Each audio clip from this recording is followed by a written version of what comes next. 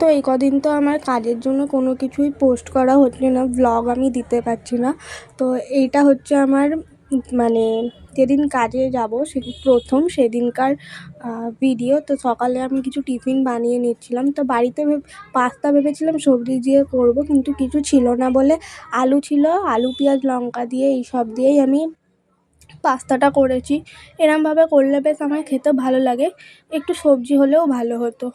তো দেখো এরকমভাবে আমি ভেজে আলু পেঁয়াজ লঙ্কা ভেজে আর আমি তো দিয়ে দিয়েছি পাস্তায়।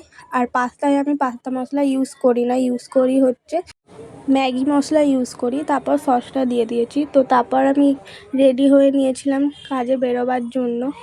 আর টোটো করে গেছিলাম যেহেতু, আর ওখানে গিয়ে আমি কোনো ভিডিওই করতে পারিনি, তবে কাজ করতে করতে এনাদের দেখা পেয়েছিলাম। কি কিউট না, সবাই কি সুন্দর বসে আছে। তো তারপর বাড়ি চলে এলাম। ভিডিওটা কেমন লাগলো অবশ্যই জানিও।